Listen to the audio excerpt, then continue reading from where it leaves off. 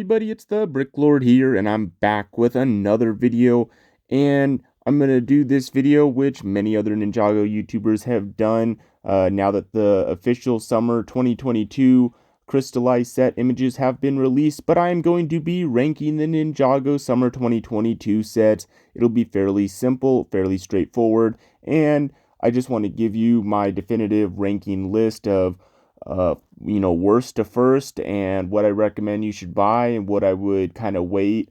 I wouldn't say steer clear of, because I don't think any of these sets are absolutely horrible, but what I would recommend to get first and what I would wait on. So yeah, without further ado, we're just going to go ahead and jump into the list. And my number 8 pick is going to Kai's Golden Dragon Raider. As I mentioned in my video covering all of the new sets, this vehicle, I don't like it. It's too weird for me. I know many people like it, and that's why I mentioned that I'm not gonna say anything on this list you should steer clear of, because it's just my opinion. I think this vehicle is just too weird, and it's just, I don't know, yeah, too weird for me. It doesn't look right. It's definitely one of my least favorite Kai vehicles ever, for sure. And also the set's incredibly overpriced. Another reason I wouldn't recommend this set. The only draw to this set for me personally is the figures, which I think are amazing. But otherwise, though, for me, definitely my least favorite set. And the junior set I am not including on this list. Otherwise, it would be last. But of just the crystallized sets, this one is coming in and last place for me. And coming in my number 7 spot is going to Jay's Golden Dragon Motorbike. And as you guys know, I like motorcycles, and I think this set is good, but it's nothing great is the thing. Like, it's an absolutely sufficient $20 Ninjago motorcycle set, which is fine. I think the figures are good, and I mean, the bike, again, is fine, but there's not enough going for this set to absolutely, crank it high up onto the top of the list. It's absolutely good, and I would recommend getting it, and it is kind of the only set in this wave that is budget type, where it's $20 and below, so that's one of the draws for it. But otherwise, though, yeah, can't put it any higher on the list. I think it's a good set, but not a great set. And coming in my number 6 spot is the Samurai X Mech. For me, this mech is, I don't know, as I said in my covering of this, too blocky, and I think HF Masters put it really well. The color distribution is just not that great on this either, and for me, I don't know, it's definitely not one of Ninjago's best mechs personally. Maybe if I have it in my hands, I might like it better, but for now, it's kind of on the lower end. It's definitely not my favorite mech. I think that the figures absolutely rock, and that's why I put it above the Jay's motorcycle, and that Crystal Dragon is also good. The mech is sufficient, but definitely not one of Ninjago's best mechs for me personally. Again, need to maybe have this in hand, and I might like it more, but for now, this is where it sits on my ranking. Alrighty, and coming in at the number 5 spot is the Crystal King. I think this mech is good, but not great. I mean, I love the colors, and I mean, it's a cool mech, but for me, I'm not a total fan of like the Centaur 4-leg design. I don't know, for me, it's not my absolute favorite mech.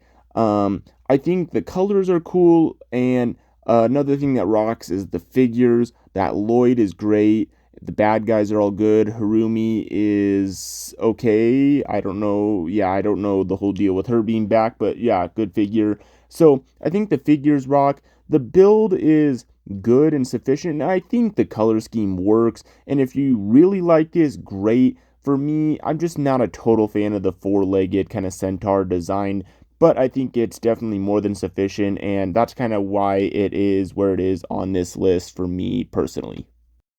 And coming in at my number 4 spot is going to Cole's Dragon Cruiser, and I like this vehicle. It's a really good vehicle for Cole. I really like the rugged kind of off-road design. It really looks like it's going to be a good, fun, kind of rough and tumble toy for kids.